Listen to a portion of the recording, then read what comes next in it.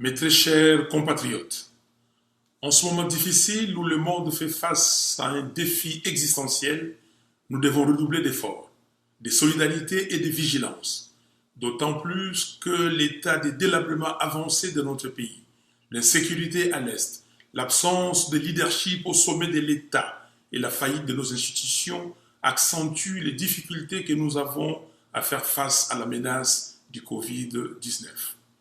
Je tiens à remercier toutes celles et tous ceux qui s'investissent en première ligne afin de compenser le rôle que l'État devrait jouer.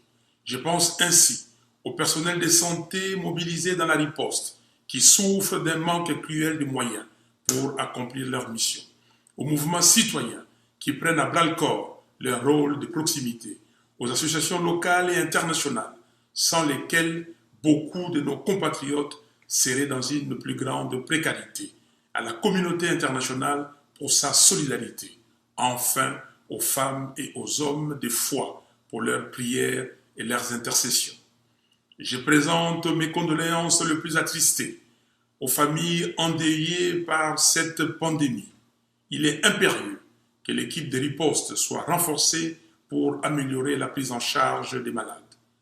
Mes très chers compatriotes, le Covid-19 tue et la meilleure protection que nous avons, c'est l'application de mesures barrières édictées par l'OMS. Portez des masques, sinon protégez-vous à l'aide d'un foulard, un morceau de tissu ou un autre moyen pratique. Dans cet élan, j'en appelle au génie créateur des Congolais pour la fabrication locale des masques, la production de gel hydroalcoolique et autres outils de protection. Je remercie ceux qui ont répondu favorablement à la campagne de solidarité nationale que j'ai lancée à travers Caritas Congo. J'en appelle particulièrement à nos sœurs et frères de la diaspora de répondre massivement à cet appel. Le pays a besoin de vous. J'ai saisi par ailleurs cette occasion pour communiquer les numéros Airtel Money de Caritas Congo 0102. Chers compatriotes, concernant les détournements des deniers publics qui ont élu domicile dans notre pays, je tiens à féliciter ODEP, Likoko, Nucha, Filimbi, Congo n'est pas à vendre, ACAJ, CLC, COGEP, OAS, les lanceurs d'alerte congolais, les autres membres de la société civile ainsi que la population congolaise pour leur courage, parcours et avenir sur les nombreux détournements qui ont émaillé le pays ces dernières années aboutissent sur des sanctions exemplaires. À cet effet, un audit digne de ce nom doit être effectué à la CENI pour que M. Nanga et M. Basengezi, entre autres, s'expliquent sur l'utilisation de près d'1 milliard de dollars dépensés pour les élections de 2018. À tous mes compatriotes qui nourrissent un fanatisme aveugle des femmes et hommes politiques, ressaisissez-vous. Les millions détournés représentent des routes sur lesquelles vous ne conduirez jamais, une gratuité de l'éducation de base à laquelle vos enfants n'auront pas accès, de l'eau qui ne coulera où vous ne pourrez pas vous faire soigner et j'en passe. Cultivez plutôt le fanatisme pour la République et ses lois. Seule la justice élève une nation. Mes très chers compatriotes, l'après-pandémie ne doit pas être comme l'avant-pandémie. Le combat que je mène avec vous entre dans une phase critique pour la survie de notre nation.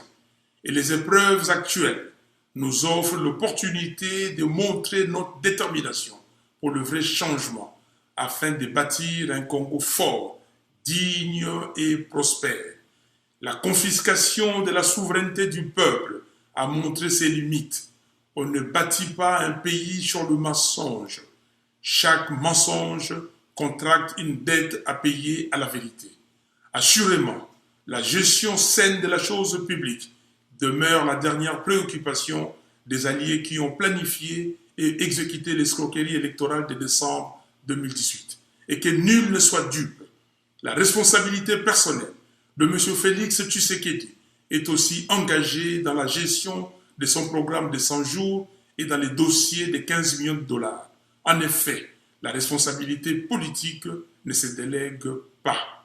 Dans son homélie de Vigile pascal, le pape François nous enseigne que être heureux, c'est arrêter d'être une victime et devenir l'auteur de son destin. Fin de citation. Pendant que le pays est attaqué par le Covid-19, Ebola, et par ceux qui veulent le balkaniser à l'Est, à Kinshasa, on s'emploie à dépouiller l'État et à faire du juridisme. Il s'agit là d'un comportement irresponsable, insouciant et qui témoigne d'un grave manque de sérieux. C'est pourquoi, peuple congolais, très chers compatriotes, aujourd'hui, plus que jamais, préparons-nous à récupérer notre souveraineté. Que Dieu vous bénisse, que Dieu bénisse la RDC. Je vous